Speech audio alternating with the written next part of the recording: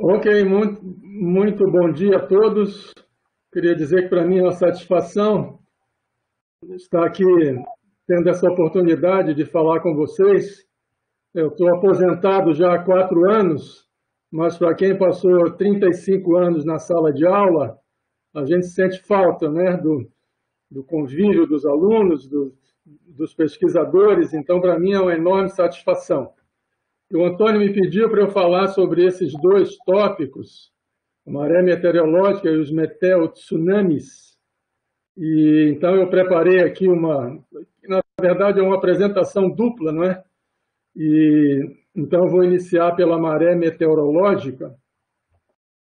E eu queria dizer também que eu já estou beirando os 70, e quando a gente chega nessa idade, a gente começa a recordar coisas, né? Então, eu vou pedir a vênia de vocês para, durante a apresentação, ir contando algumas histórias que estão por trás desses trabalhos que eu fiz. Certo? Então, vou começar aqui pela maré meteorológica. Então, a maré meteorológica, exatamente o que seria isso? Então, desde que as primeiras medições de nível do mar foram feitas aqui no nosso país, por aqui na costa sul e sudeste, os registros mostravam uma coisa peculiar. Como essa figurinha está mostrando aí, essa figura eu tirei de uma publicação do professor Afrânio Mesquita, lá da USP. E então a gente vê que, junto com a maré astronômica, que a gente conhece bem, aparece sempre essa flutuação no fundo aí, não é? Que a gente vê que não é uma coisa desprezível, tem uma amplitude considerável, e ela não tinha nada a ver com origens astronômicas. Então, isso era uma coisa um tanto misteriosa na época, e ficou óbvio logo que havia uma correlação entre essas flutuações e o regime de ventos, né, a passagem de frentes frias. E eu não sei exatamente quando esse termo maré meteorológica foi cunhado, mas esse, então, é o termo que designa esse fenômeno, né?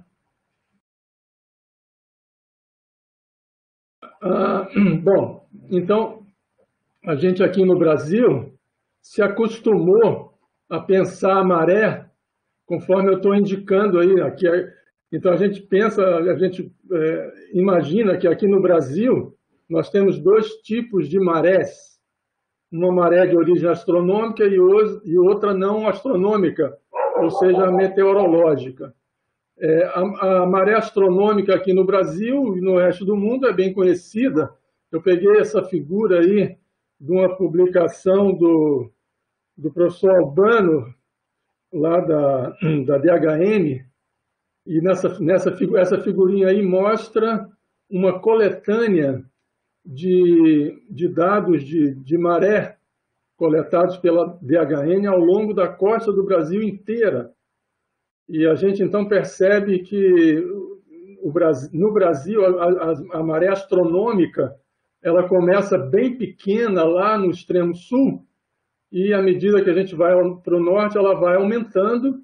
Então temos um regime de micro marés lá no sul, depois mais ali na costa nordeste, um mesomaré, e lá no norte as macromarés, né? Então isso é o cenário da maré astronômica. Bom, aqui eu vou fazer um preâmbulo para explicar. Essa figurinha aí eu peguei daquele livrinho do Open University, que é um livro assim bem introdutório, mas é um livrinho bem bacana. Eu gosto daquele livro para as pessoas que estão começando a estudar esse tipo de coisa, né? E então a gente procura lá, esse é um gráfico que mostra aqui no eixo vertical podemos pensar a quantidade de energia nos diferentes períodos do fenômeno que está indicado aí.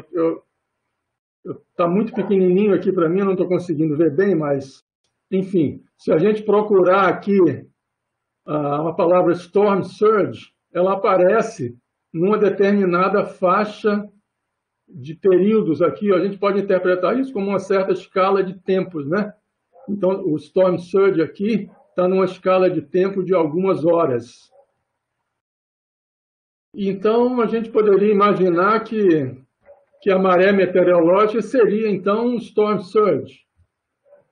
Bem, eu botei aqui na tela para vocês um trechinho do livro do professor Dean e do Dalrymple, que talvez vocês conheçam, certamente o pessoal da engenharia costeira conhece, na qual, lá na página 157, ele fala desse fenômeno do storm surge. E o que aconteceu?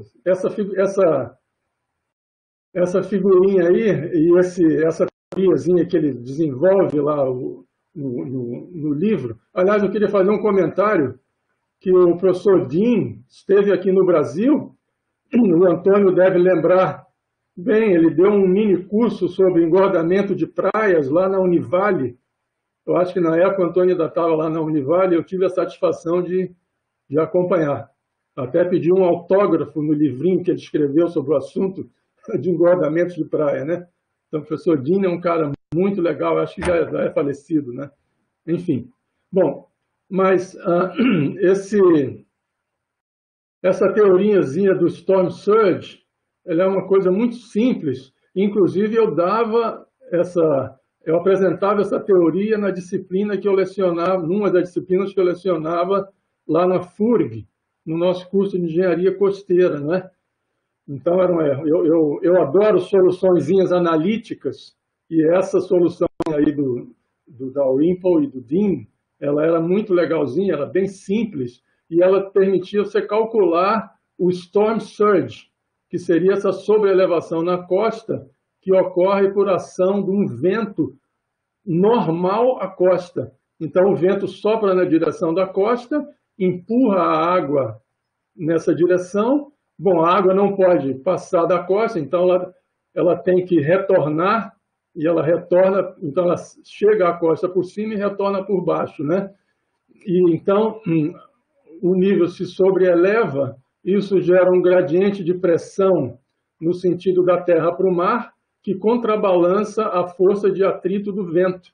E aí é possível você fazer uma continha rápida ali, baseado nesse equilíbrio de forças, e conseguir uma expressãozinha aqui que te permite calcular a magnitude do storm surge para um determinado vento. Então, isso aí era uma coisa super bacana, né? E, então,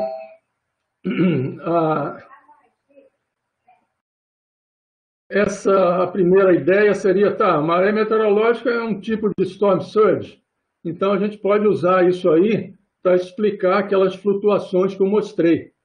Só que não. Por que não? Olha só, essa teoria aí do storm surge, ela usa a componente do vento normal à costa, certo? E, além disso, ela não faz nenhuma menção aos efeitos de rotação da Terra. Por quê? Porque, como a gente viu lá no gráfico anterior, esse fenômeno tem uma escala de tempo da ordem de algumas horas, entendeu? Então, por isso, ele é válido. Se você tenta um vento de duração mais longa, a rotação da Terra entra em cena e a coisa muda completamente de figura, né? Então, essa teoriazinha do storm surge aí não serve para explicar a maré meteorológica. Bom, eu copiei aí a primeira página dessa publicação da Eliane, do David e do Guto. A Eliane Trúcolo, ela foi nossa aluna lá na UFSC. Bom, vocês sabem que eu fui professor da UFSC, né? Antes de ir para a FURG. E, então, ela foi orientada do professor David Franco e fez uma tese sobre variações do nível do mar de origem não astronômica, digamos assim. E nós tínhamos, na época, nós estávamos participando de um projeto que a Petrobras financiou para fazer umas medições lá em São Francisco do Sul, então nós tínhamos dados de maré. Naquela época, a internet ainda não existia e não era possível ter essa fartura de dados que a gente tem hoje, né? Então, qualquer medição era muito valiosa. E a Eliane, então, fez um trabalho muito bacana com o David, e esse artigo aí foi um dos frutos desse trabalho, da tese de mestrado dela. Olha, eu não estou conseguindo ler aqui as 3 conclusões que eu grifei, mas basicamente era o seguinte: eles fizeram um estudo estatístico para ver a correlação entre a maré meteorológica e as componentes do vento perpendicular, paralela à costa e não sei se era a pressão atmosférica, mas enfim, a conclusão foi que a componente perpendicular à costa tem correlação zero. Não tem nada a ver com a maré meteorológica. A maré meteorológica é comandada pela componente do vento paralela à costa, certo? Bom, então, na verdade, isso aí não deve surpreender, porque nós estamos falando de um período, de um fenômeno de variação lenta. Lenta em relação a quê? Ao período inercial local. Isso aí é um número, um período de tempo que identifica o momento a partir do qual os efeitos de rotação da Terra tornam-se importantes, certo?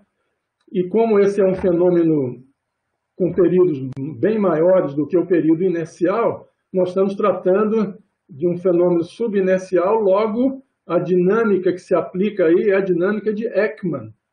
Então, não surpreende que o vento paralelo à costa seja o responsável pelo fenômeno, né? Bom,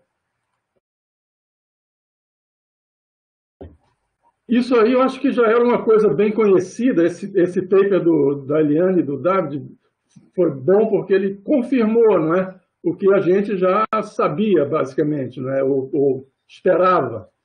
Aí eu fiz um esqueminha, então, mostrando a dinâmica de Ekman. E nesse esqueminha a gente vê o seguinte: ó, do lado esquerdo ali tem a maré meteorológica positiva, que ocorre, então, quando o vento... A nossa costa é aproximadamente norte-sul, isso aí é uma coisa esquemática, né? Então, um vento do quadrante sul, seria a setinha azul, ia produzir um transporte de Ekman 90 graus à esquerda, o qual empurraria a água na direção da costa. E aí a costa, então, impede a passagem dessa água, a água se acumula, e aí a gente teria uma maré meteorológica positiva, né? Então, esse é o esqueminha para uma sobreelevação do nível. Se o vento for do quadrante norte, o transporte de Ekman se inverte, e então nós deveríamos ter uma depressão do nível, né? Uma maré meteorológica negativa, certo? Então, isso aí é uma coisa bem conhecida, e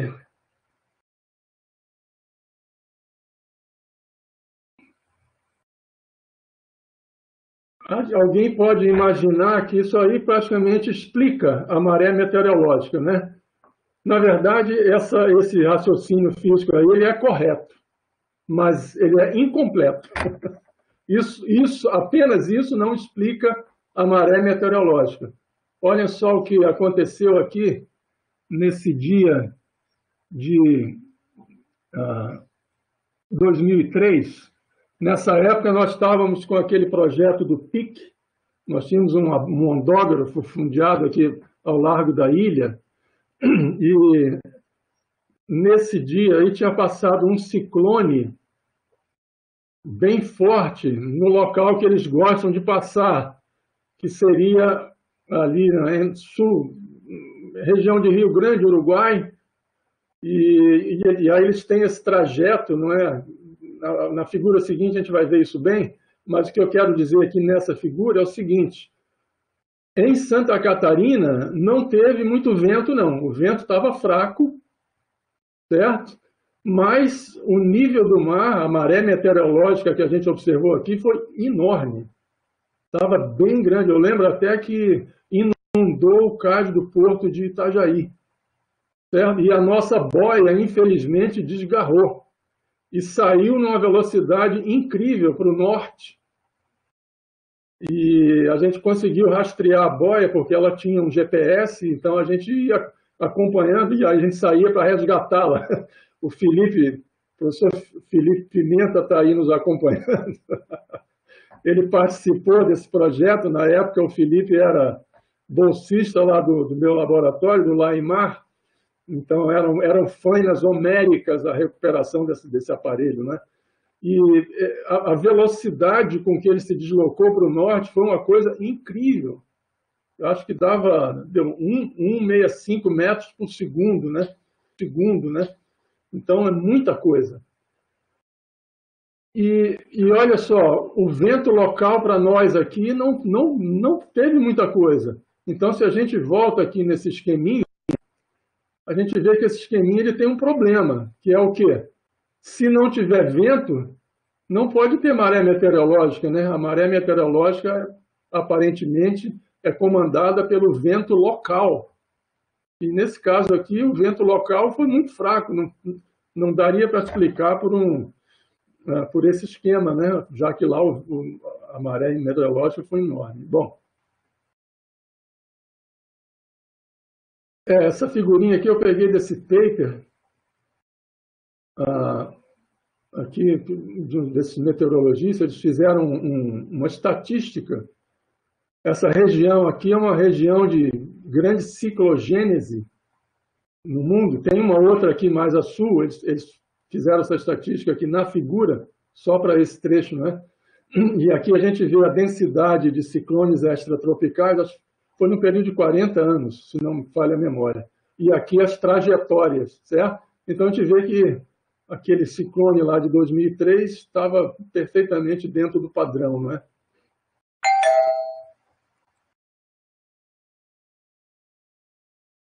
Então, pessoal, você já deve ter percebido que eu sou carioca, não é? Eu não consigo perder meu sotaque, apesar de já estar aqui no Sul há 27 anos. E eu passei a minha infância e juventude no Rio de Janeiro. Eu nasci e me criei na praia de Ipanema, mais ou menos onde essa foto aí foi tirada, e eu via isso muitas vezes. Você sabe que eu sou surfista desde os 16 anos, né? Então, eu via. Olha só essa primeira foto aqui.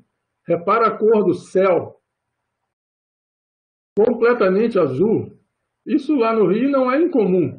Você ter uma ressaca, uma condição de ondas grandes na costa, com ondas muito grandes, um nível sobre-elevado, certo? E aí a água lá em Ipanema, Leblon, ela alcança mesmo a avenida, às vezes chega até nos prédios aqui atrás, certo? E aí se você pensa, tá, isso aí deve ser um storm surge, a pergunta que vem é a seguinte: onde é que está o storm? Onde é que está a tempestade? Aqui não está, entendeu? Então, havia aí indícios muito fortes de que esse evento ele tinha uma possibilidade de ter uma origem remota, certo? Lá no Rio de Janeiro isso é muito óbvio. Aqui no Sul já não tanto, em Rio Grande não tanto, né? Mas também ocorre lá, certo? Ok. Bom, aí aqui eu vou ter que contar uma historinha também. Eu estava lá na FURG e tinha chegado já a época de eu fazer a minha promoção para professor titular. E, sim, antes disso, o que eu queria dizer?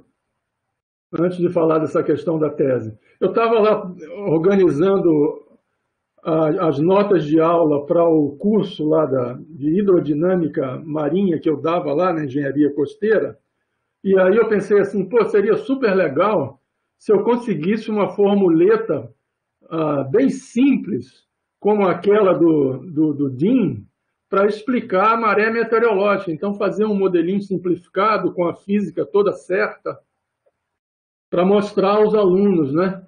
E aí eu comecei a olhar essa coisa e, olha, estava difícil, eu não encontrava, né?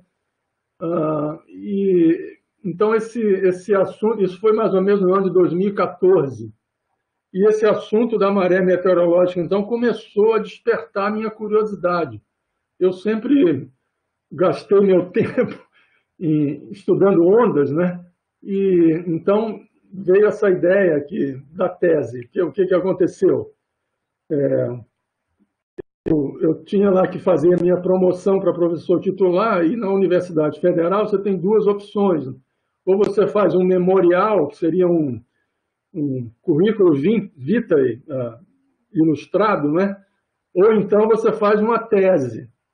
E aí eu resolvi fazer a tese para aproveitar a oportunidade e estudar mais ao fundo esse fenômeno da maré meteorológica. Eu estava bastante curioso, né? E não encontrava muita coisa aqui na nossa literatura. Enfim, não tinha assim, trabalhos que explicassem completamente o fenômeno. E aí eu tive a ideia de fazer essa tese. Essa tese aí me custou 2 anos e meio de trabalho insano, mas eu consegui chegar ao fim e fiquei muito satisfeito com o resultado, né? Ela tem lá umas 300 e tantas páginas e eu organizei aqui nesses capítulos, né? Eu olhei o fenômeno da natureza. Esse capítulo 3 aqui, ele ficou com 147 páginas e praticamente de equações. E eu estava tentando desenvolver o tal modelito simplificado no fundo, né, que eu não encontrei, e eu terminei conseguindo. E então esse assunto da maré meteorológica, ele terminou sendo muito grato para mim, e eu aprendi bastante nesses 2 anos e meio. Isso aí foi praticamente o seguinte, pessoal, eu tive que fazer um outro doutorado sem orientador, ou melhor, o meu orientador era eu mesmo. Então, é uma tarefa um tanto ingrata, mas enfim. Olha só, agora vamos tentar entender um pouquinho o que está acontecendo, pessoal. Eu vou mostrar para vocês agora, na sequência, 4 figurinhas como essa, que são registros do nível do mar. A linha azul é um registro do nível do mar. E a parte vermelhinha é o seguinte.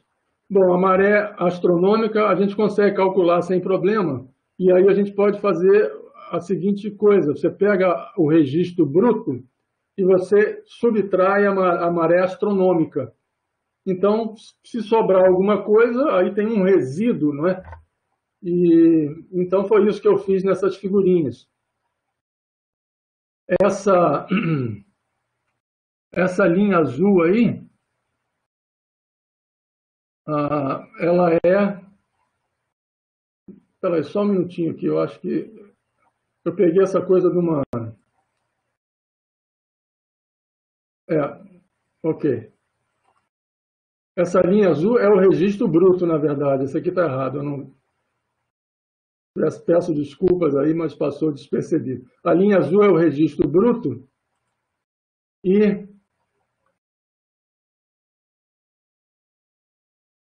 a linha vermelha é o resíduo, certo? Ok, então isso aqui é para Fortaleza, um trecho aí do ano de 2009. Então vejam só, a linha vermelha seria a componente não astronômica do nível do mar em Fortaleza, certo? aqui eu fiz um cálculo da quantidade de energia na componente astronômica e na componente não astronômica, ou seja, o resíduo que sobrou, não é? E aí lá em Fortaleza dá esse número aí. Então, a parte não astronômica praticamente não existe, né? Aí a gente vai para Salvador. Em Salvador, a gente vê que, aliás, olha só, a maré lá no Ceará, todos os graus têm a mesma escala, né? Então, ela é relativamente grande, né? Nós estamos naquele limite ali, já passando para os macro marés, né? E em Salvador, a gente ainda tem uma maré de amplitude considerável, certo? A parte não astronômica aumentou um pouquinho, mas ainda é bem pequena, certo? Não afeta o resultado final, digamos assim. Aí chegamos no Rio de Janeiro. Olha só o Rio de Janeiro como é que é, pessoal. Aí a gente começa a ver o que a gente estava falando, estava chamando de maré meteorológica, né? Quando a gente observa a linha vermelha e o resíduo, a gente vê que a coisa está longe, está completamente diferente de Fortaleza, né? A gente vê que tem essa flutuação de período mais longo e a amplitude não é pequena. Se vocês olharem aí, a amplitude dos eventos maiores, ela é quase comparável à maré astronômica, né? E a gente vê que tem eventos positivos, negativos, e é uma coisa que não para, parece que tem uma máquina, não é? Produzindo essas oscilações o tempo todo, não para, entendeu? E aí a gente vai finalmente lá para o extremo sul, em Rio Grande, e a gente chega nessa figura aí, pessoal. Então isso aí para a gente lá em Rio Grande é uma coisa que a gente sabe, né? Em Rio Grande a maré astronômica ela é bem pequena, tem um ponto anfidrômico secundário ali perto, e então a maré astronômica ela é muito pequena e a maré não, enfim, a componente não astronômica ela domina. Olha só as quantidades de energia aqui, tá vendo? Então realmente na metade sul aqui do país essa tal maré meteorológica é um fenômeno de importância fundamental, né? Bom,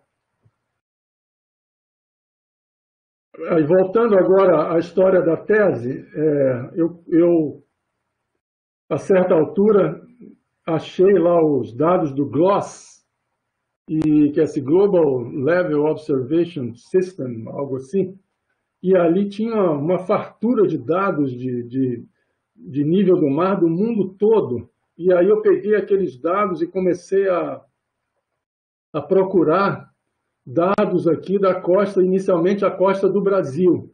E depois eu me dei conta que eu ia precisar de dados da Argentina também. Já já vocês vão entender por quê.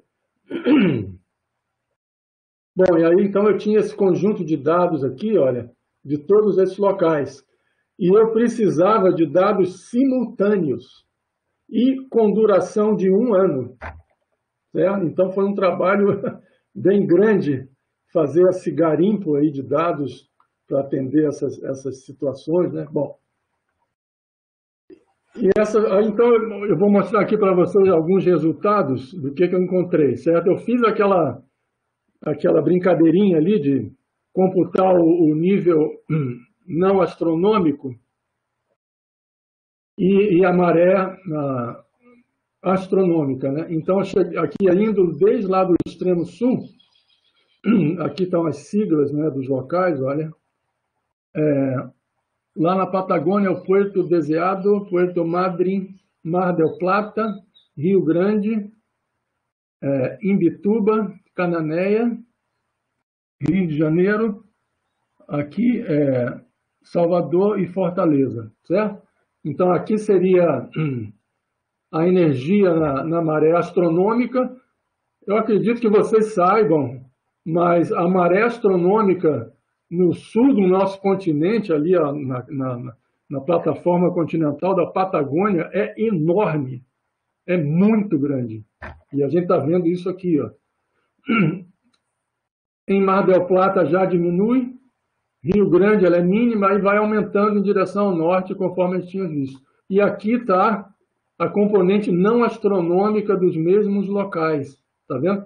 Então, a gente vê que no extremo sul, lá na Patagônia, você tem uma componente considerável, olha só a ordem de grandeza da energia, comparável com a do Rio de Janeiro. Tá? Depois, em Puerto Madryn, já aumentou aqui, mais do que duplicou. Em Mar del Plata, a coisa fica absurda, é muita energia nessa componente não astronômica. E aí, quando a gente entra no Brasil, a coisa vai diminuindo. Aqui em Cananéia parece que tem uma coisa meio fora do padrão, eu consegui explicar isso, né?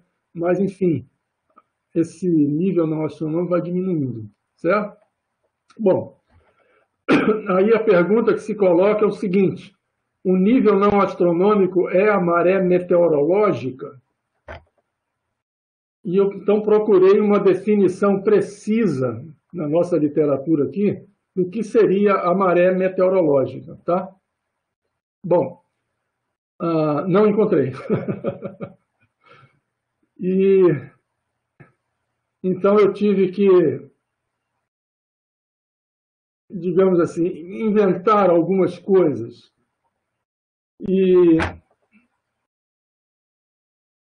olha, pessoal, essa tese, como vocês viram, teve 350 páginas quase. Eu tenho material aí para dar umas 10 palestras. E eu vou tentar fazer um resumo do resumo aqui, de algumas coisas importantes, para a gente não ficar aqui 10 horas falando sobre o assunto, mas aqui eu entrei numa questão também semântica, pessoal, certo? Então, eu acho que a parte semântica é menos importante, tá? Mas o que eu fiz?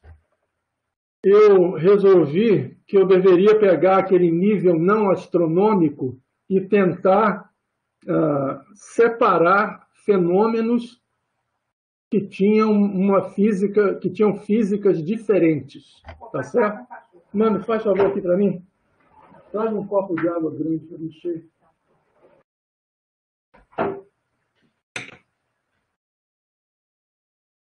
Então, eu sei que a gente não vai gostar dessa minha definição, mas eu estou aberto a mudar. Inclusive, acho que eu já até mudei, certo? O nome dessa faixa aqui. Mas o importante é a gente olhar para isso aqui, pessoal. Olha. Então, eu trabalhei com registros sempre anuais, tá? E eu apliquei uma técnica de filtragem dos dados, que é a filtragem FFT, que na verdade é uma decomposição de Fourier de um registro, né? E aí eu pegava, e com aquilo eu conseguia fazer filtragens de banda com uma precisão, eu diria, perfeita, certo? Então, eu resolvi chamar a maré meteorológica a parte daquele nível não astronômico que caía nesta banda, certo? Com periodicidades entre 30 e 3 dias. Então, isso, para mim, é a maré meteorológica, certo? Aqui tem uma outra banda que tem flutuações com periodicidades entre 1 ano e 30 dias, tá?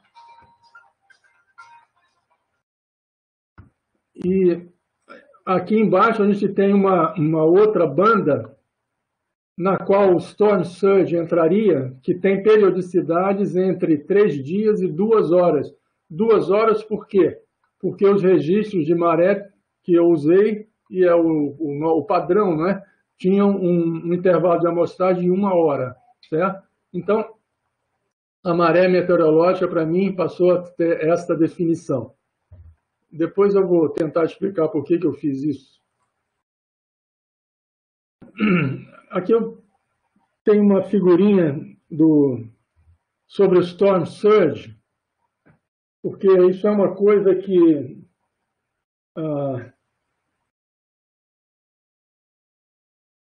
Pessoal, é uma coisa que eu acho que causa confusão aqui no Brasil. Como é que eu vou explicar isso? Se vocês procurarem na literatura internacional Meteorological Tides, vocês não vão encontrar. Vocês encontram Storm Surge, certo? Então, fora do Brasil, ninguém faz o que a gente faz aqui, de considerar que a gente tem dois tipos de maré, certo? E o motivo é que esse fenômeno da maré meteorológica que a gente tem aqui, pessoal, é uma coisa talvez única no mundo. Não é comum você encontrar lugares ou locais nas costas oceânicas dos continentes que tenham tanta energia nessa banda da maré meteorológica, né? 3 a 30 dias, certo? Então, o que o pessoal chama de Storm Surge? Lembra lá do livrinho do Dean e da Whipple? Eles precisam do Storm Surge quando um furacão adentra a costa, porque ali você vai ter um episódio de ventos fortíssimos, um fenômeno que está se deslocando do oceano para a costa, e isso causa uma sobreelevação do nível muito grande, dependendo da intensidade do furacão, pode ser uma coisa destruidora, né? Alguns metros, e o mar vai entrar terra dentro. Então, aquele esqueminha lá do Dean Dalrymple, ele funciona super bem para esse fenômeno, certo? Então, na literatura internacional, o Storm Surge é isso. Aí você fala, tá, mas você vai usar aquele esqueminha do Dean para fazer uma estimativa de quanto o nível do mar vai elevar num furacão? Vai, sabe por quê? A escala de tempo da entrada de um furacão na costa cai naquela faixa de horas. Não demora dias, entendeu? O furacão ele se move muito rapidamente. Então, aquela metodologia lá ela é adequada para esse tipo de coisa. Então, o Storm Surge é isso. E aí você olha para o mar, você vê o storm. Lá no Rio de Janeiro, o mar sobe e não tem storm.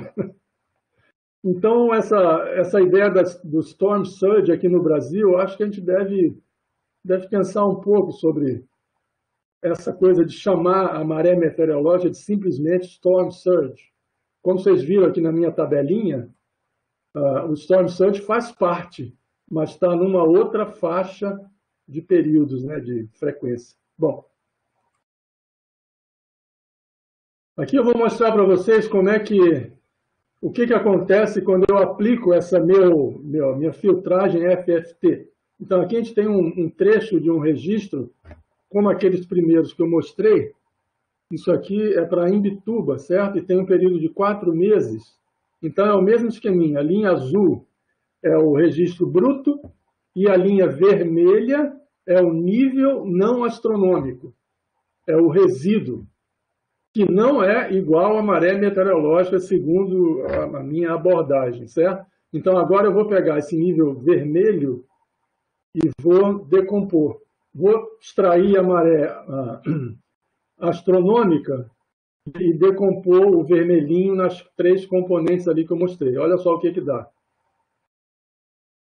Certo? Então, esta linha azul aqui, ela é a soma de 1, 2, 3, 4 componentes, certo?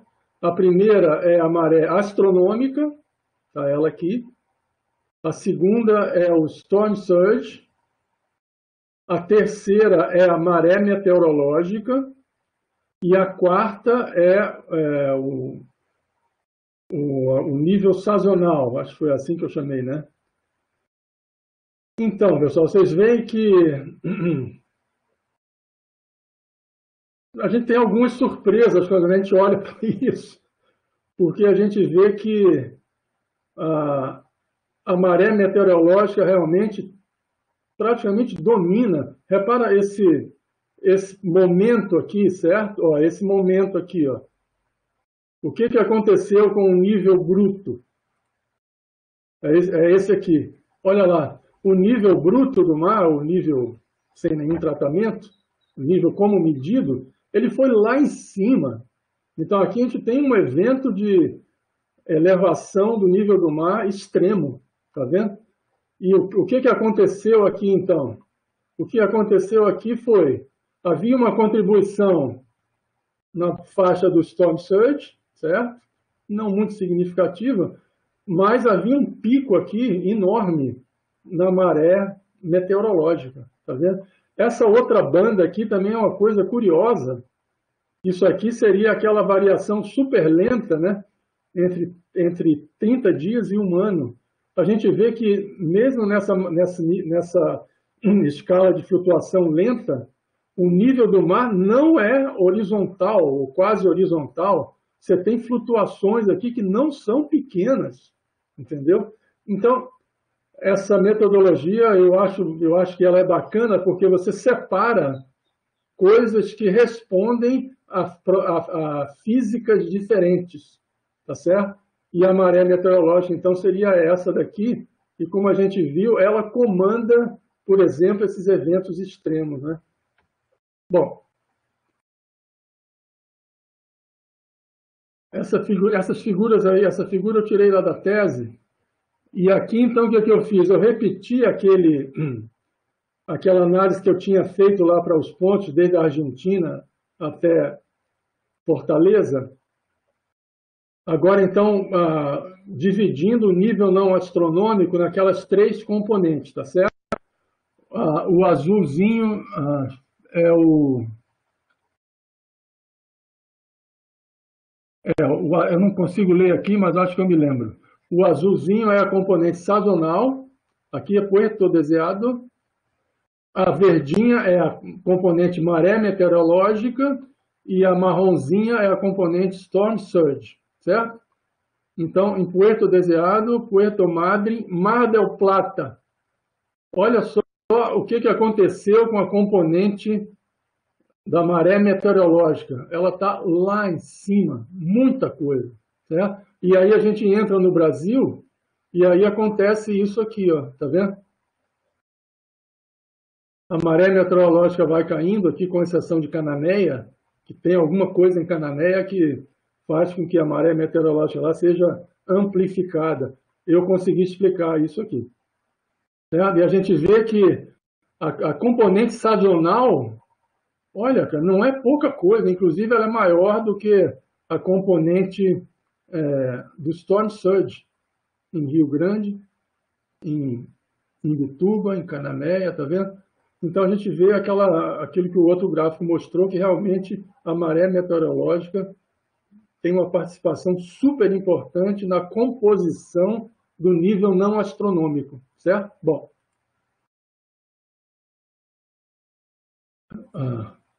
Antônio, uma perguntinha. Já estamos chegando a 10 horas da manhã. São exatamente 9h59, Eloy. Tá. Então, essa primeira parte aí dá para ir até que horas? Você é que define. Então, tá bom. Então, não vou me preocupar com me acelerar as coisas para seguir, para ficar muito dentro do horário, porque tem coisas muito importantes aqui que eu realmente gostaria de mostrar para vocês, pessoal. E essa aqui é uma delas. Lembro que eu disse para vocês que eu tive que pegar dados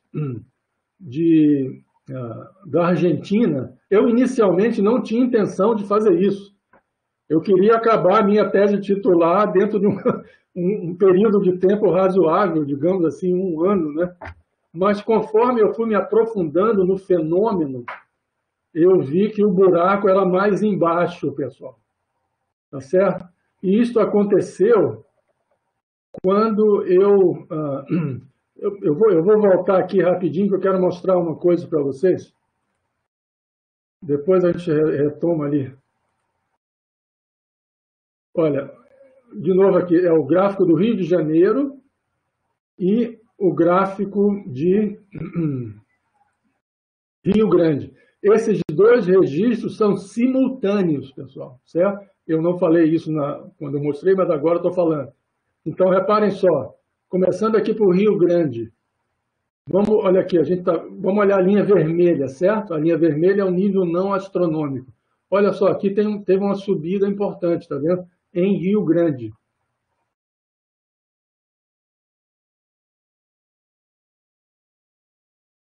Aqui no Rio de Janeiro, olha ela lá, tá vendo? Vamos ver essa outra aqui, ó. Teve uma subida legal aqui também, no Rio de Janeiro. Será que ela aconteceu em Rio Grande? Opa!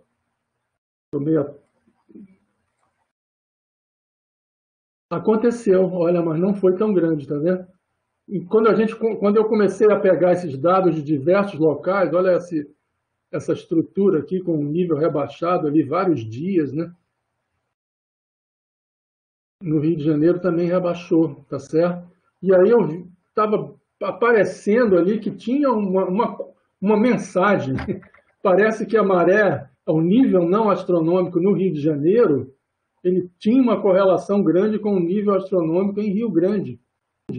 Certo? Eu comecei a testar essas coisas, e se você tenta essa correlação com o nível não astronômico, sem qualquer tratamento, a coisa não fica muito boa. A correlação não era muito boa e também os fenômenos não pareciam ser tão correlacionados, né? Então, vou voltar lá, era o slide 20.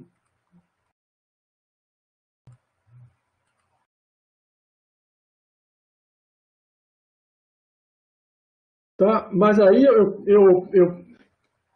pensei em fazer, foi aí que eu tive a ideia, então, de fazer aquela filtragem FFT. E aí eu separei essa banda da maré meteorológica entre 3 e 30 dias. E aí eu comecei a ver se nessa banda, como era a correlação entre os diferentes sítios. E eu digo para vocês, literalmente, o meu queixo caiu. A coisa era absurdamente correlacionada. Tá certo? Então, aqui a gente está vendo Rio Grande, Imbituba, Cananéia e Rio de Janeiro, certo? São gráficos da maré meteorológica, linha azul, nos diferentes sítios e dados simultâneos, certo? Então, repara só, em Rio Grande teve um pico aqui, em Imbituba teve um pico aqui, em Cananéia aqui e aqui. Aí eu fiz esse gráfico aqui, realmente, para dirimir qualquer dúvida de que nós estávamos lidando com um sinal que se propagava de sul para norte ao longo da costa, certo? E não apenas nas sobreelevações dos cavados, então aqui são as linhas vermelhas dos cavados, as azuisinhas, as cristas, né? Elas também tinham uma correlação enorme, da ordem de 90%, coeficiente de correlação, né, entre sítios vizinhos. Tá? Então, ficou claro aí que tinha uma coisa, a natureza estava ali mostrando que tinha um fenômeno embebido nesse nível não astronômico. E ele ficava evidente nessa banda da maré meteorológica, tá certo? Bom, aí eu estendi os dados para a Argentina, eu não coloquei aqui, tem uma figurinha parecida como essa, pegando os dados desde Puerto Deseado ao Rio de Janeiro. Aí nós já estamos falando aqui de uma distância, pessoal, eu acho que dá quase 5.000 quilômetros, né? E reparem uma coisa interessante, aqui a gente consegue perceber a plataforma continental, né? E a gente vê que na América do Sul, o flanco sudeste aqui, sul-sudeste da América do Sul, ela é bordejada por uma margem continental, uma plataforma continental larga e sem interrupções. Olha só. É por isso que eu digo que esse fenômeno ele não é uma coisa comum de você encontrar em outros lugares. Por quê? Se você procurar nos outros continentes, você não vai ver uma coisa nessa magnitude. Além disso, pessoal, tem outro fator aqui, que é uma coisa peculiar. Olha só. Olha a orientação dessa costa aqui, certo? Frentes frias vêm lá do sul e sobem para o norte. Qual é a orientação da direção dessas frentes frias? É mais ou menos essa aqui, ó, certo? Então, a gente vê que a frente fria ela está acompanhando a linha de costa por uma distância de milhares de quilômetros. Certo? Essa característica que a gente tem aqui na nossa costa, inclusive, ela é importante para o segundo tópico dos tsunamis meteorológicos, né? Olha só, no outro lado aqui da América do Sul, as frentes frias teriam o mesmo deslocamento, certo? Mas lá a maré meteorológica ela anda de norte para sul. Mais adiante vocês vão entender por quê, certo? Então, não é uma condição favorável, podemos pensar assim no momento, certo? Aqui a gente tem uma situação favorável em que a frente fria ela se move ao longo da costa na mesma direção que a maré meteorológica gosta de se mover. Certo? Aqui eu calculei, inclusive, as velocidades de propagação para os diferentes locais. Então, aquela informação lá que eu tirei no gráfico anterior, ela é totalmente comprovada também aqui para a Argentina. Você pegava um evento lá de sobreelevação, por exemplo, em Mar del Plata, você consegue segui-lo até o Rio de Janeiro,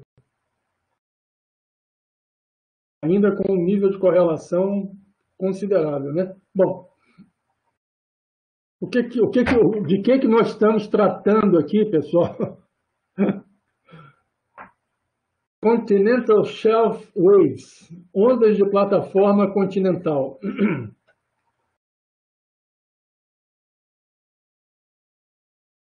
Bom, talvez alguns de vocês conheçam as famosas edge waves, ondas de borda que existem numa praia, certo?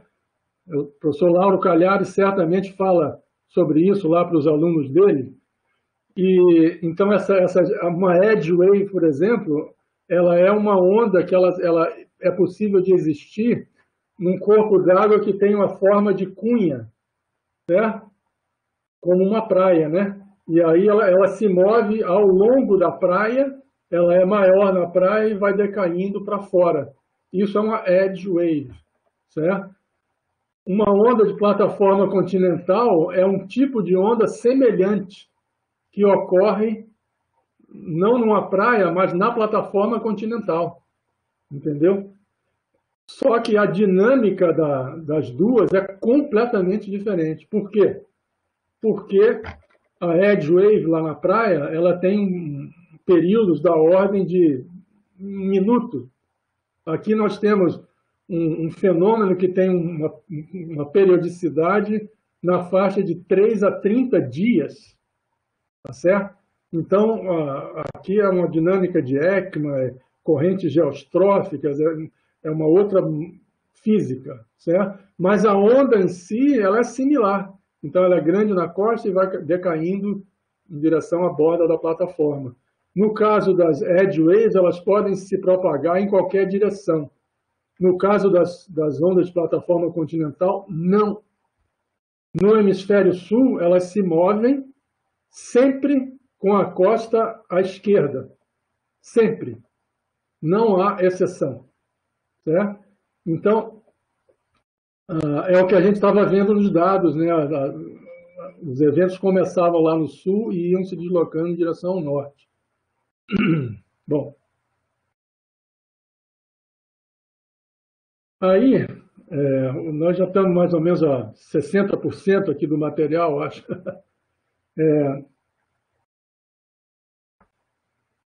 Voltando a lá, um dos meus objetivos na tese era desenvolver um modelinho simples. Diga. Então não te preocupa com o tempo, tá? Vai tranquilo aí. Então tá bom. Tá? Ok. Eu não sei se o pessoal está entediado, mas espero que não. Olha, então voltando lá o que voltando aqui ao que um dos objetivos da tese, que, como eu falei, eu queria arrumar um modelito simplificado, como aquele do Storm Surge, para explicar a maré meteorológica, certo? A dinâmica é essa daqui, então, isso aí é uma coisa que a gente sabe, né?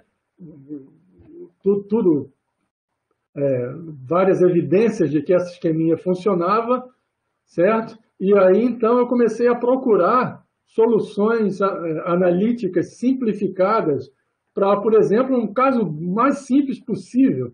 Você tem uma plataforma aqui com um paredão vertical e um fundo horizontal, certo? Uma costa retilínea longa, e aí um vento soprando paralelo à costa.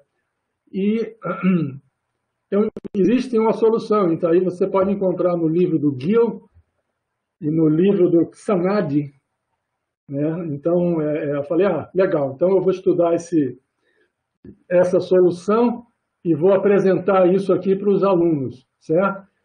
Só que essa solução, ela tinha uns probleminhas, umas limitações, melhor dizendo, né? Ela era para uma situação na qual a costa era infinitamente longa, o vento era constante e infinitamente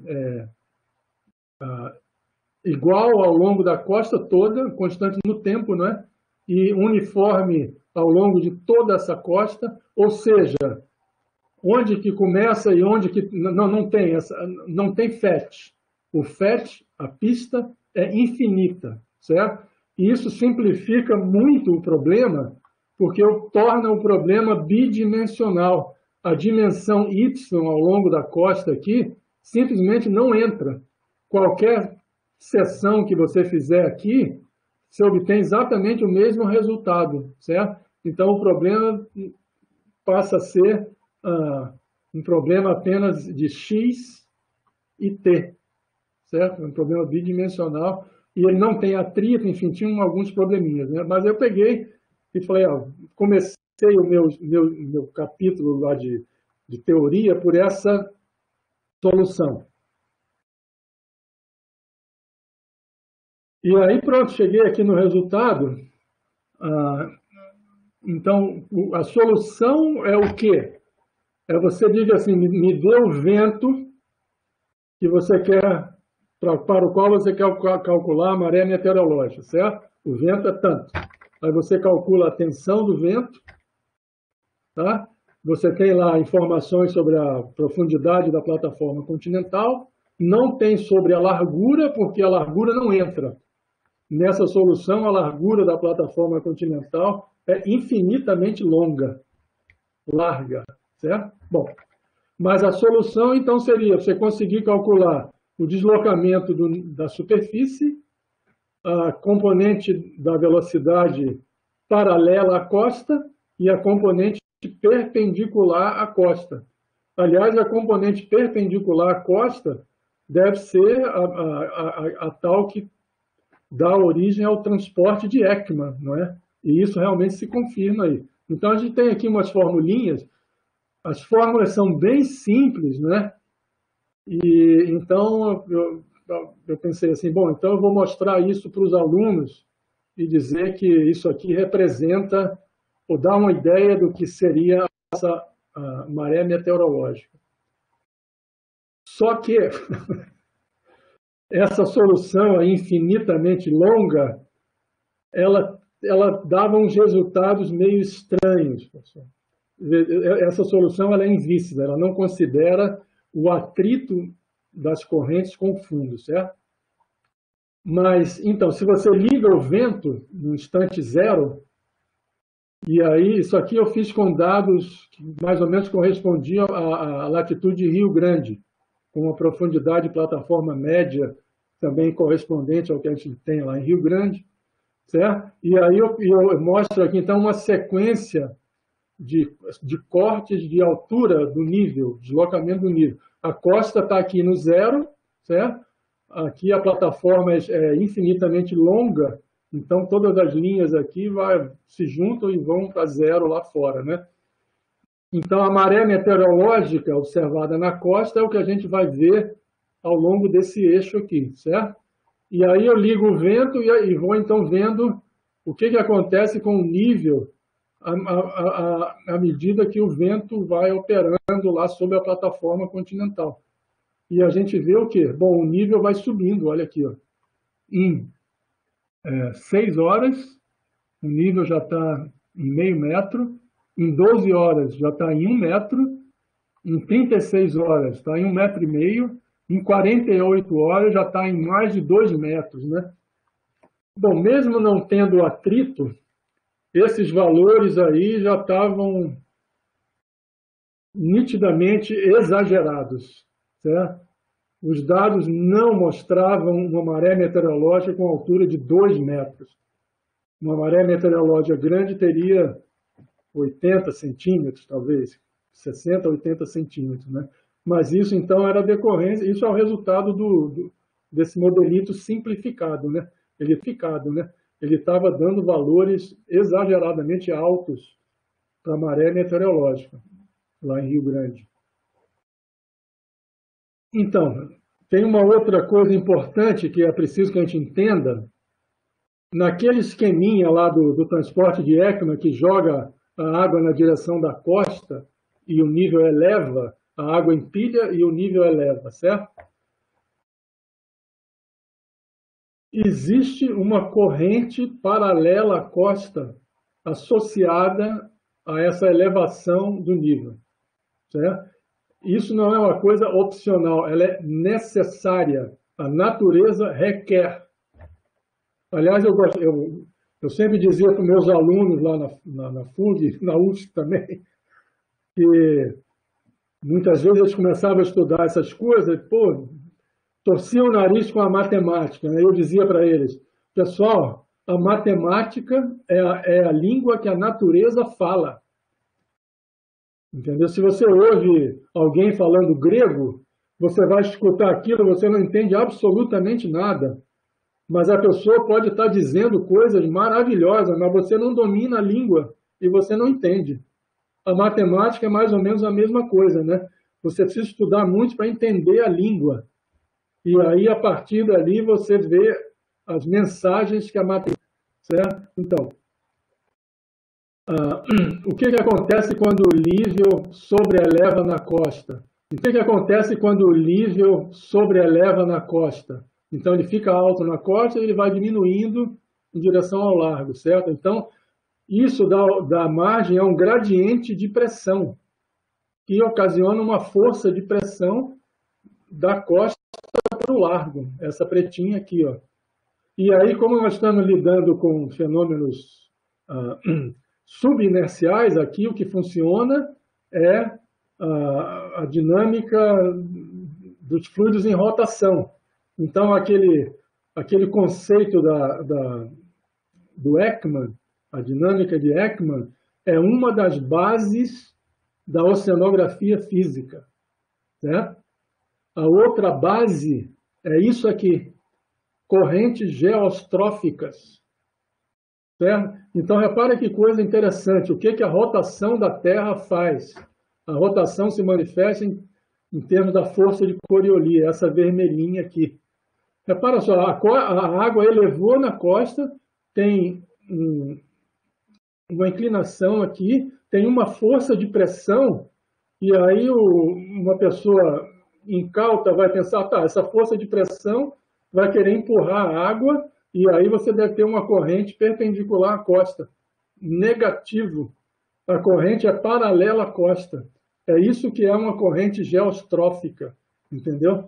Essa corrente, ela existe porque essa força de pressão aqui é equilibrada pela força de Coriolis, que advém da rotação da Terra, e a força de Coriolis só existe quando há movimento. E o movimento é a corrente.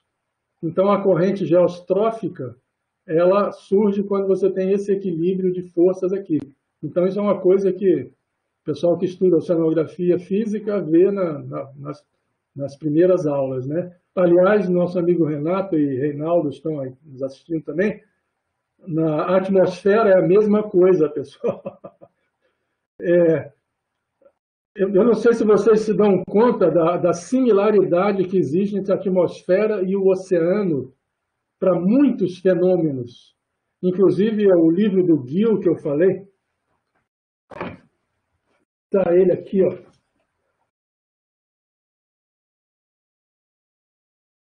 Esse é um dos meus favoritos. O nome dele é Atmosphere Ocean Dynamics. Isso aí é uma área da mecânica dos fluidos que se desenvolveu, chamada Geophysical Fluid Dynamics, a dinâmica dos fluidos geofísica, certo? A dinâmica é geofísica. E se aplica à atmosfera e ao oceano. Você muda o fluido, você muda a densidade, você muda condições de contorno, enfim, obviamente tem peculiaridades, mas a física é muito parecida. Então, da mesma maneira que a gente tem correntes geostróficas no oceano, a gente tem correntes geostróficas no ar, ou seja, vento geostrófico, certo? Bom, então, essa corrente aqui, ela existe. Não tem como haver uma maré meteorológica positiva ou negativa sem corrente. E aquele esqueminha que a gente fez no início lá, ele não faz menção a isso, não é? Pois é, então está incompleto. Essa figurinha aqui, inclusive, eu tirei do livrinho do Gill aqui. É válida para o hemisfério norte. Aqui a gente vê que a força de Coriolis está à direita da corrente. No hemisfério sul é ao contrário, né? Bom. Aí eu comecei a perguntar coisas à solução. Eu chamei a solução clássica, aquela solução infinita, né? Eu comecei a perguntar coisas através da matemática. E aí a primeira pergunta que eu fiz foi o seguinte: olha, eu quero entender como é o balanço de massa nesse negócio. Porque o transporte de Ekman joga água para a costa e aí essa água vai ser usada para elevar o nível, porque aumentou o volume de água, né? Então tem que estar entrando água ali para o volume subir. Mas e a tal corrente costeira? De onde vem a água que corre ao longo da costa? E aí eu pensei, ó, tem duas possibilidades.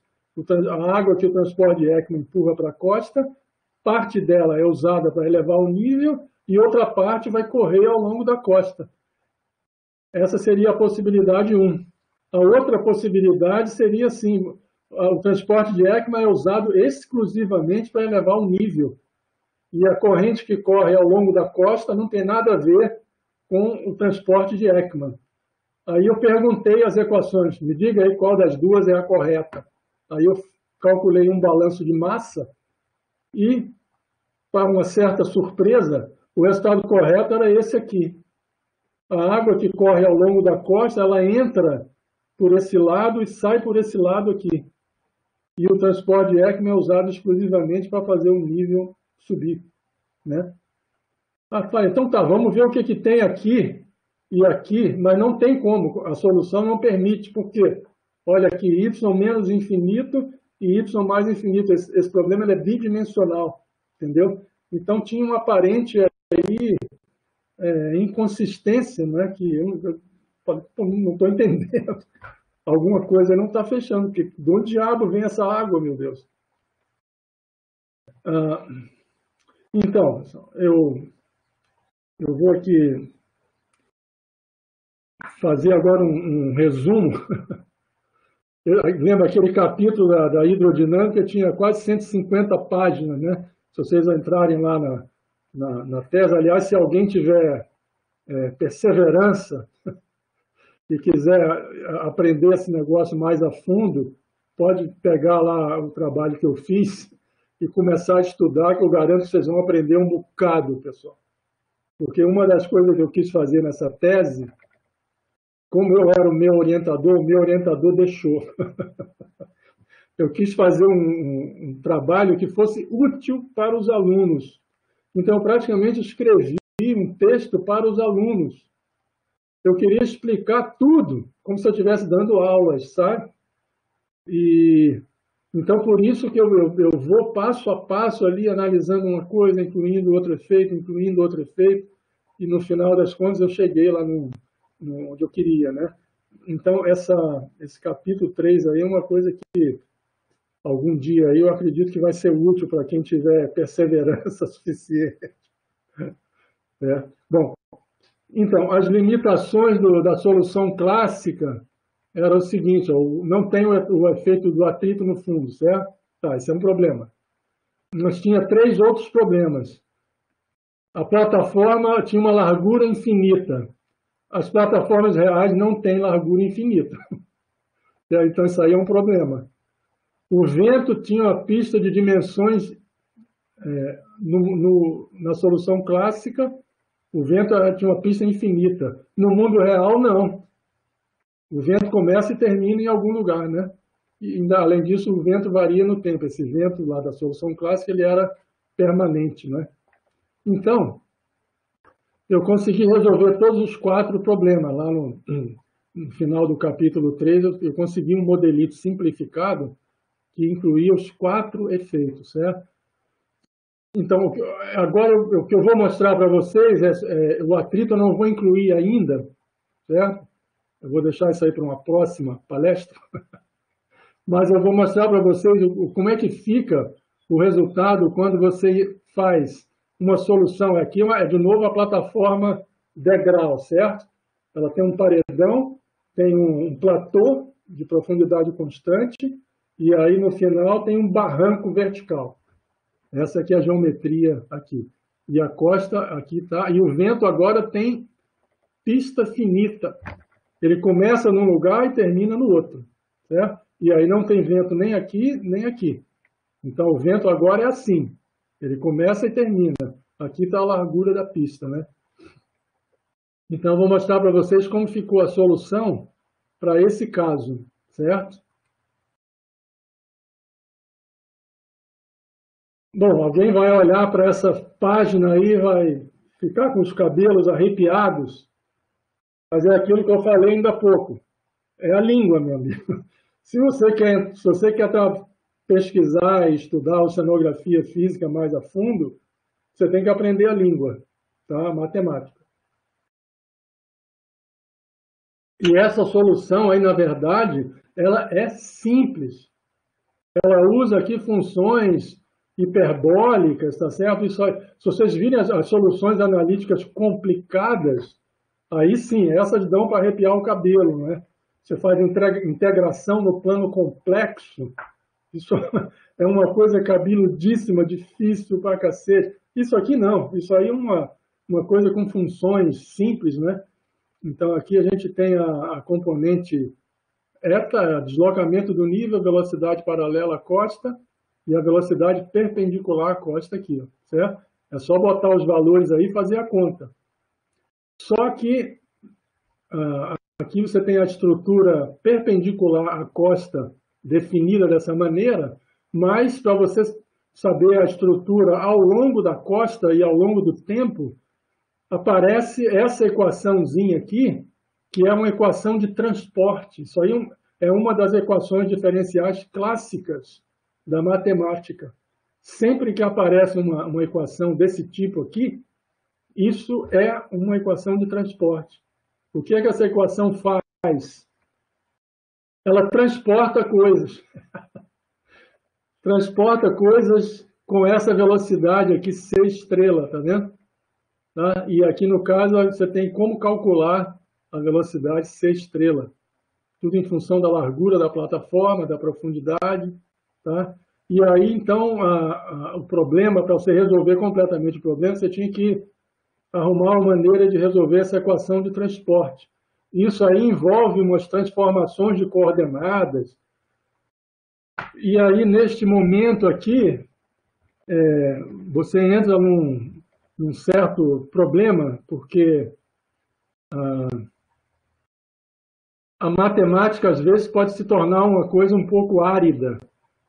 Quando você entra nessas coisas de transformação de coordenada, às vezes a física começa a ficar um pouco confusa, Você pode botar uma viseira lateral aqui, falar, eu vou meter pau aqui nessa matemática e vou fazer o resultado matemático, né?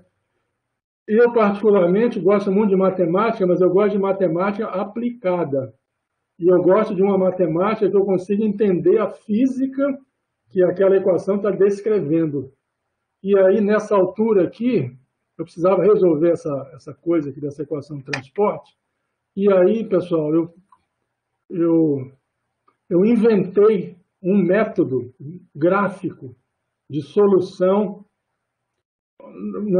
não é bem isso, de interpretação do resultado da solução das equações de transporte, certo? Isso aqui, algum dia eu posso explicar para vocês com calma, mas deixa eu só dizer algumas coisas aqui. Olha, aqui está a costa, esse eixo aqui é a costa, certo? Esse amarelinho aqui é onde o vento está soprando. Então, veja só, esse problema aqui é um problema de vento com pista finita. Eu queria isso, né? E aí o vento começa, então aqui ó, tem várias linhas horizontais, certo? E aqui a gente vê um T, isso aqui é o tempo.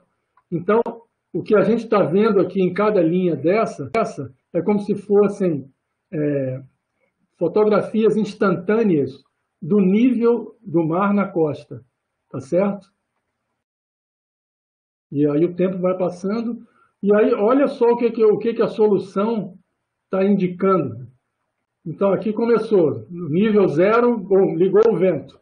Aí o vento está soprando paralelo à costa. E aí o nível começa a subir, tá vendo? Olha só. Mas esse nível ele é transportado ao longo da costa, na direção Y positivo, que é para o norte, sempre. Só muda isso se você mudar o hemisfério, tá? E aí você vê que esse nível, então a gente corre aqui a característica, isso aqui é o método das características, né? Essa linha tracejadinha aqui seria o caminho que você tem que seguir para entender a solução, certo? Então, esse diagramazinho te permite entender o que está acontecendo. Olha, como o nível é móvel, né? Ele começa aqui no zero, vamos pegar essa linha, essa característica aqui. O vento começou, o nível é zero. Aí depois de um tempinho, o nível já subiu, tá vendo? Mas ele está em outra posição, ele está se movendo, olha.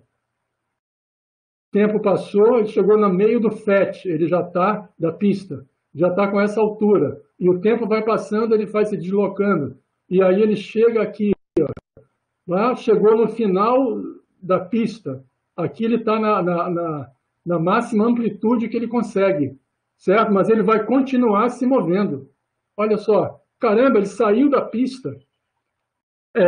E aí saiu da pista, o que acontece? Não tem mais vento, aí o nível não sobe nem desce, ele se mantém na ausência de atrito, entendeu? E aí então ele vai embora, ele sai se propagando.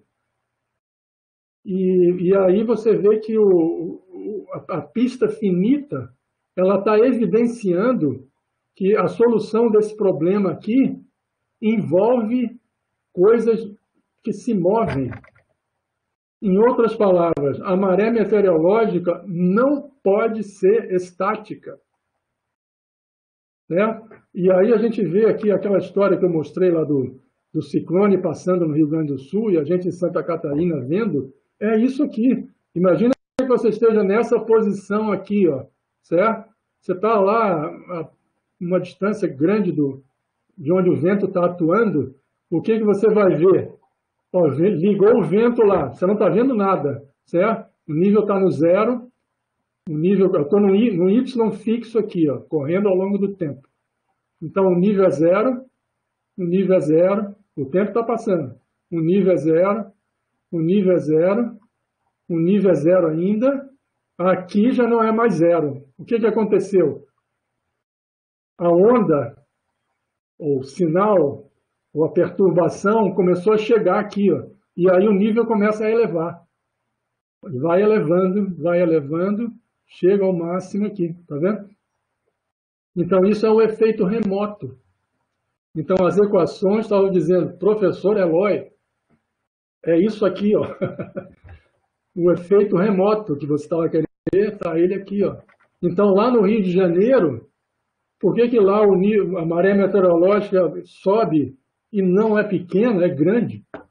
E não tem vento. No Rio, depois que eu fui para Rio Grande, e morei lá 8 anos, eu posso dizer, o vento do Rio de Janeiro, cariocas, é ridículo, comparado ao vento de Rio Grande, certo? E mais ao sul, pior ainda, né? Então, são os efeitos remotos, né?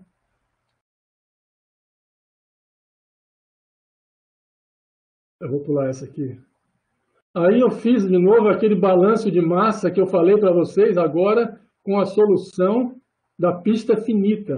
Então agora eu peguei aquele momento lá em que a maré meteorológica estava assim, e aí eu coloquei aqui a estrutura perpendicular à costa, de forma que eu pudesse ver o que acontece com a água, como é que ela entra aqui, como é que ela corre, certo? Então, o que acontece aqui é o seguinte, a solução me disse isso. A água entra por aqui, aqui onde está o transporte Ekman, tá vendo? E aí ela é sugada de fora do oceano para dentro da plataforma. Ela entra, ela vai diminuindo porque ela tem que chegar a zero aqui, isso é uma condição de contorno, e essa água que entra aqui, ela é o verdinho, então é a componente perpendicular, certo? A vermelhinha é a componente paralela à costa. E aí ela faz o nível subir e ela corre ao longo da costa. Nossa, era isso que eu estava querendo. Pois está aí. É isso que acontece. Ela corre ao longo da costa e ela vai empurrando esse surge, né? Essa sobreelevação aqui em direção ao norte, tá vendo? E olha só, aqui não tem vento não, pessoal. E o nível sobe e tem correntes. E olha só o que acontece aqui nesse trecho final. A solução está dizendo que parte da água retorna. Então, uma parte da água que entrou aqui vai correr e vai retornar para o oceano, tá vendo? Então, são resultados aí, olha, que eu não sei, olha, um modelito simples desse eu procurei pra caramba e não achei. Então, eu tive que fazer um. E está ele aqui, certo?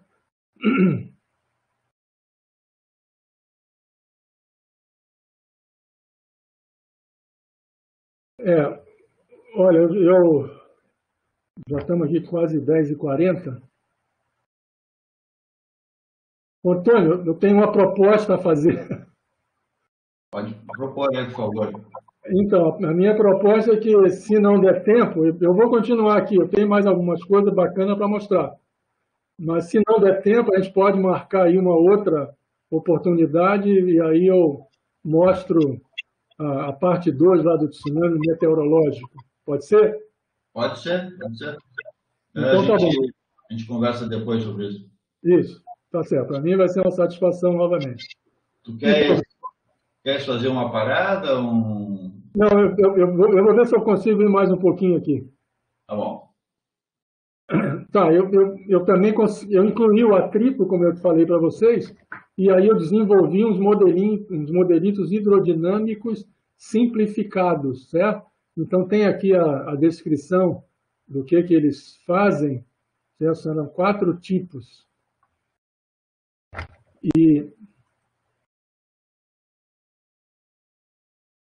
E agora eu tenho a opção de prescrever o tamanho da pista. Então, repara só o avanço que foi conseguido. Naquele esqueminha lá inicial do transporte Ekman, né, perpendicular à costa, a gente não sabia qual era o tamanho da pista. Agora a gente pode dizer, o tamanho da pista é esse aqui. Qual é a maré meteorológica que vai acontecer, certo? E aqui eu estou incluindo o atrito. Esse aqui é o resultado desse modelo tipo 3. O modelo tipo 3 aqui é esse, ó. Então, a maré meteorológica ela é móvel, ela tem efeitos remotos nela e tem um equilíbrio dinâmico entre inércia, vento e atrito. Tá? Então, esse aqui é o modelo tipo 3, ele é completo. E aí, o que eu fiz? Mas ele tem uma característica, eu falei aqui, ó, efeitos remotos estão incluídos, né? Então, como é que eu incluo o efeito remoto? Aí eu posso fazer duas coisas, ou eu pego essa pista e prolongo ela até o sul da Argentina, ou então eu paro aqui em algum lugar e eu uso o que o vento já fez até aqui. Como é que eu vou saber isso? Aí eu preciso de uma medição, tá certo? Então, se eu tiver uma medição de nível, por exemplo, em Imbituba, aí eu vou lá, eu extraio a maré meteorológica em Imbituba e isso entra como uma condição de contorno para eu calcular o que o vento vai fazer no resto do percurso aqui na minha pista, entendeu? Então, esse modelito ele funciona assim. E aí o resultado é esse aqui, a linha azul são as... Então, eu usei isso aqui, tá, tem que explicar isso. Eu usei o modelito para, sabendo a maré meteorológica em Imbituba, calcular a maré meteorológica no Rio de Janeiro. Como o tempo de percurso aqui é 24 horas, mais ou menos, eu consigo uma antecedência de um dia, certo? Bom, e aí a figurinha aqui mostra, a linha azul são os dados medidos no Rio de Janeiro e a linha vermelha são os dados modelados com esse modelito simplificado, certo? E aí eu calculei lá uma estatística, nem sei se eu pus aqui, eu acho que não. Pus, tá aqui, ó. Então tá, eu consegui um coeficiente de determinação, eu acho que é 0,80 alguma coisa, né? Aqui está o scatter plot, o diagrama de dispersão. Então os resultados foram surpreendentemente bons e é uma coisa tão simples em essência. E quando isso acontece eu fico satisfeito, porque a gente conseguiu entender e modelar a natureza de uma forma simples, certo? Com um modelito analítico. Eu sei que nós estamos na era dos computadores, não é? Que hoje em dia é muito fácil você baixar modelos, até o professor Felipe Pimenta falou para mim outro dia aqui, eu converso muito com ele, eu digo sempre a ele, Felipe, eu adoro esses modelitos analíticos simplificados, porque é ali que a gente entende o que está acontecendo. E se a gente pega um modelo, um pacotaço desse aí, você então entra com os dados, roda o modelo cospe um monte de números, e aí você plota os resultados, e aí você vai tentar interpretar o que aconteceu, por que o modelo está prevendo aquelas coisas, né? E é aí que esses modelitos analíticos são importantes para você conseguir entender o que os grandes modelos hidrodinâmicos estão fazendo, né?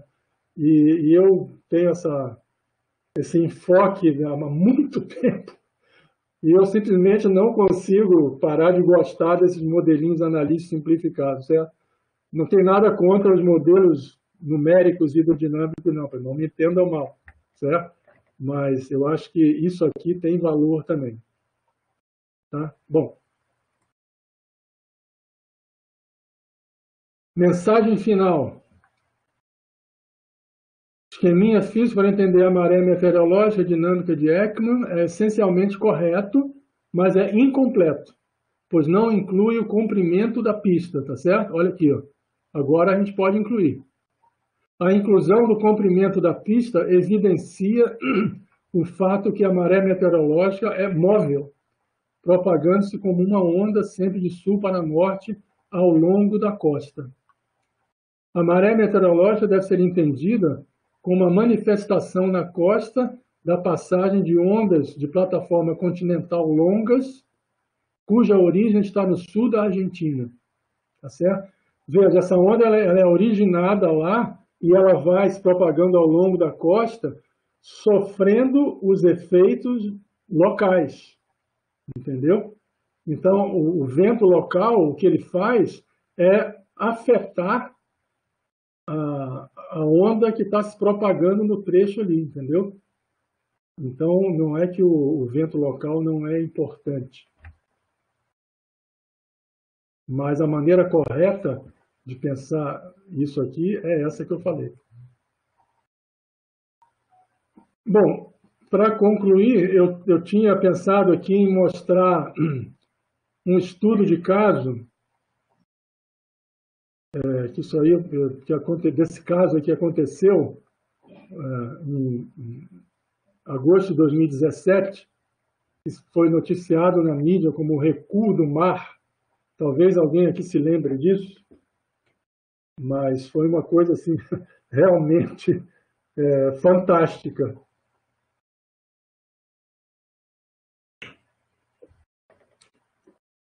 E aí eu preparei um trabalhinho sobre esse estudo de caso e apresentei lá no nosso seminário de engenharia oceânica lá da FURG. Eu vou passar aqui rapidinho para vocês, isso aqui a gente pode ir rápido porque é uma coisa mais light.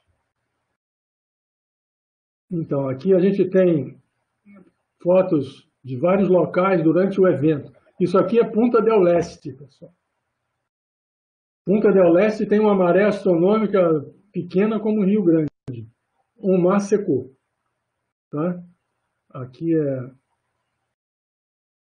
a praia lá de Punta del Este, quem conhece, nosso amigo Lauro Cagliari tem um apartamento lá, então ele conhece bem isso aqui. Depois, no Rio Grande do Sul também, o mar recuou.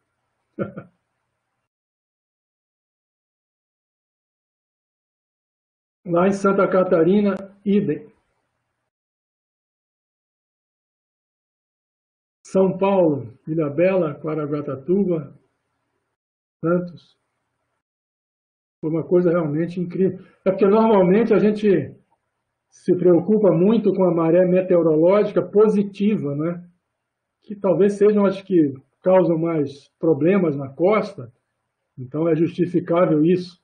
Mas eu achei interessante esse evento aqui, porque foi um evento de uma maré meteorológica extrema negativa, em que o nível baixou pra caramba. Certo?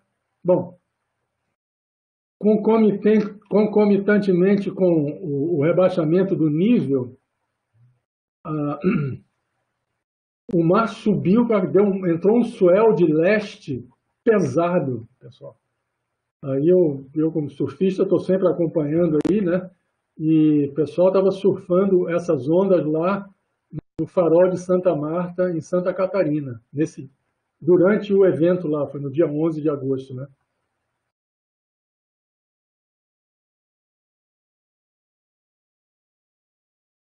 Tá, e aí o que eu fiz? Eu consegui dados simultâneos para o período, quer dizer, não apenas para o período, eu preciso sempre de dados anuais para fazer aquela minha análise, né? De identificar as três componentes. Então, eu peguei dados em Rio Grande, em Imbituba, em Ubatuba,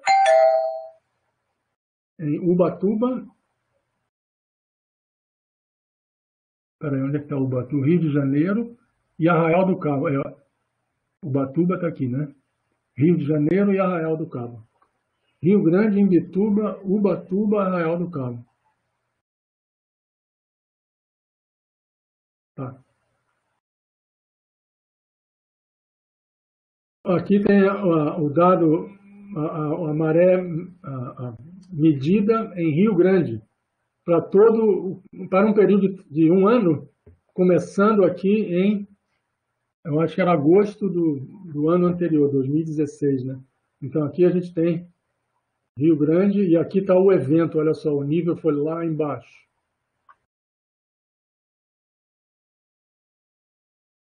Aqui eu estou dando um foco só nos dias em que o evento aconteceu. Isso aqui é a maré bruta, certo? Então a gente vê aqui o rebaixamento do nível por alguns dias durante o evento. Aí eu faço aquela decomposição lá do nível bruto, certo? Tiro a maré astronômica, aí uso esse critério ali que eu já mostrei. E aqui está o resultado para Rio Grande, olha só. Nessa figura de cima, o azulzinho é a maré bruta, certo? A maré astronômica é a vermelhinha. E o nível não astronômico é o preto.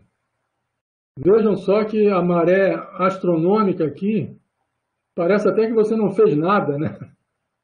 A linha preta é tão parecida com o azul, mas isso é porque o nível astronômico, a maré astronômica lá em Rio Grande, ela é realmente muito pequena, né? Então, a gente vê que a maré astronômica em Rio Grande não contribuiu muito, tá? E agora aqui eu pego o nível não astronômico e decomponho naquelas 3 componentes, tá? A maré meteorológica é a vermelha, a componente sazonal é essa roxinha aqui, e aqui eu já estou chamando de superinercial, storm surge, o nome não é importante. Bom, o storm surge, tá? Seria o verdinho aqui, ó. Então, o que a gente observa? É aquilo que eu já tinha falado, nos eventos extremos, a maré meteorológica comanda. Então, era a maré meteorológica que estava realmente fazendo o nível ir lá para baixo. Repara uma coisa nessa componente sazonal. A gente não dá muita atenção a ela, mas olha, a gente deveria passar a dar, sabe? Porque essa componente sazonal, já eu vou mostrar uma outra figurinha aí, ela já estava fazendo o nível ficar abaixo do zero. O zero seria a média anual, certo? Aqui uns quantos 20 centímetros, não estou conseguindo ver bem, certo? Mas então o nível já estava, digamos assim, o nível médio, entre aspas, já estava previamente rebaixado. Tá? E aí veio essa coisa e rebaixou mais ainda. Tá? Isso aqui foi em Rio Grande, certo? Aqui está a figurinha, olha só. Aqui eu plotei a componente sazonal, periodicidade entre 30 dias e 1 ano, certo? Ao longo do ano todo. Olha só o que ela faz em Rio Grande. É uma flutuação super lenta, tá vendo? Está ali misturada nessa coisa, e o nível sobe, o nível desce, o nível sobe. Olha quanto subiu aqui, ó. Ele desce, aqui ele está naquele período que ele estava rebaixado, tá vendo? Então, essa é a componente sazonal. Aqui eu estou olhando em Imbituba, a mesma coisa. Então, aqui eu vou passar rápido, que é... Aqui em Imbituba a gente já vê que a maré astronômica já está maior, tá vendo? Então, ela já está, enfim, tendo algum efeito, né? Mas, novamente, o nível, o pretinho e o azul, né? O nível não astronômico e a maré bruta estão sendo comandados por outra coisa que não a maré astronômica, né? E a outra coisa é a maré meteorológica. Aqui está em Ubatuba.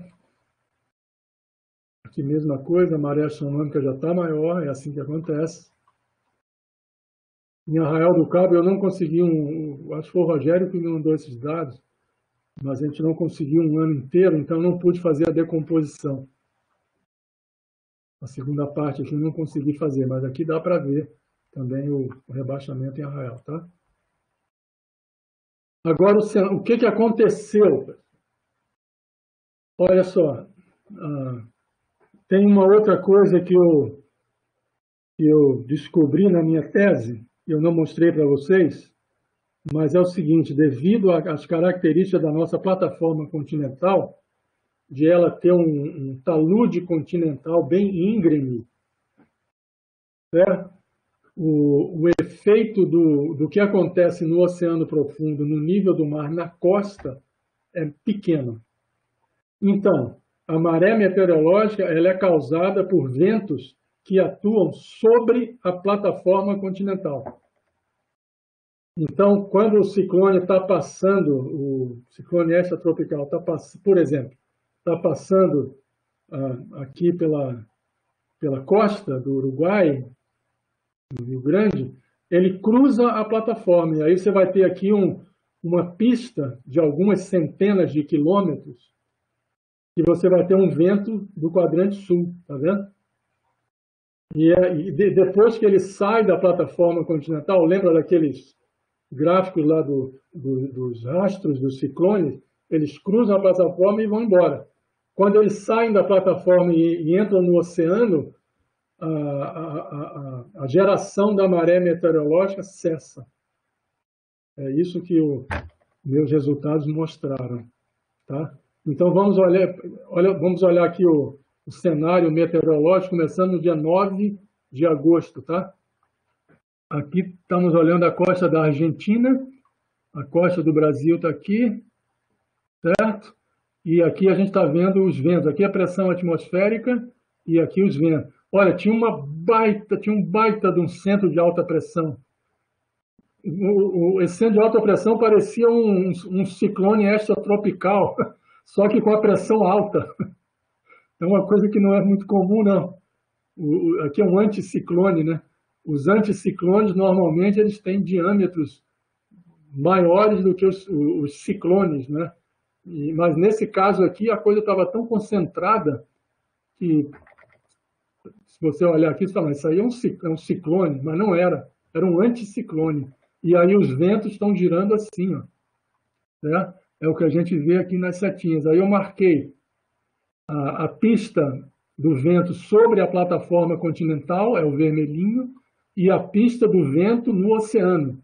Essa daqui vai gerar as ondas, o swell, que chegou na costa, como a gente viu, né?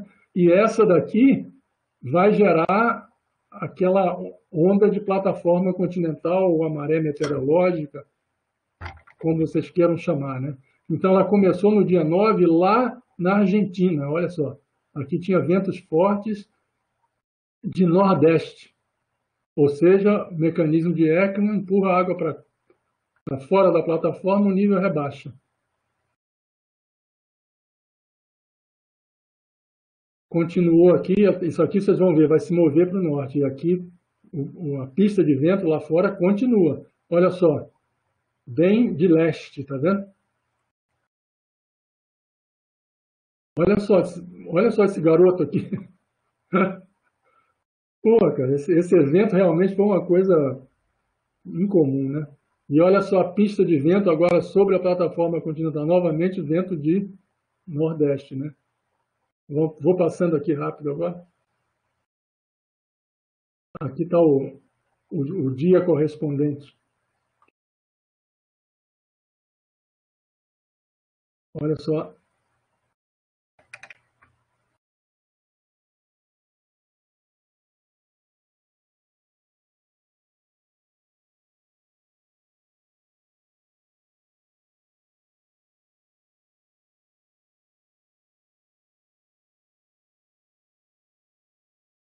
Estamos chegando aqui no Brasil, ó, no dia 13.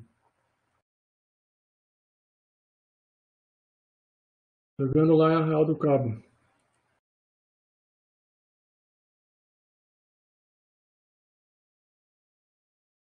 Aí em 14 de agosto cessou.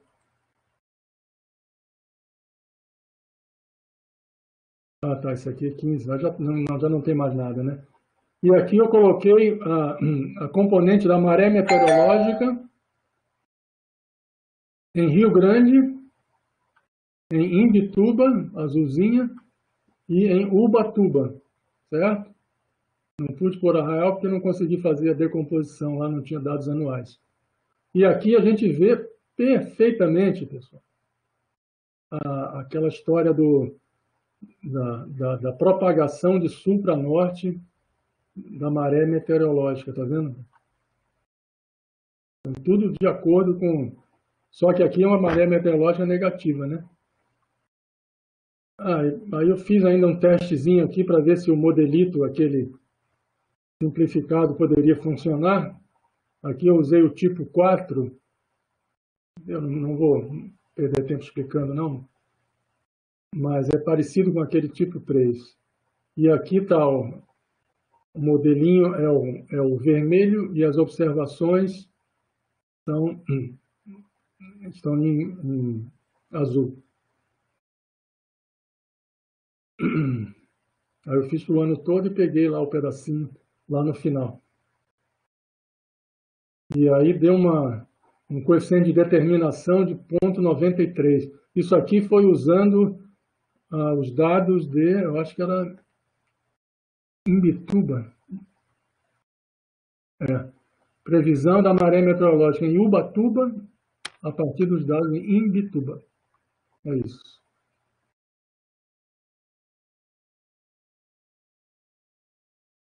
Aqui está o resultado, ó, previsão do modelo e as medições.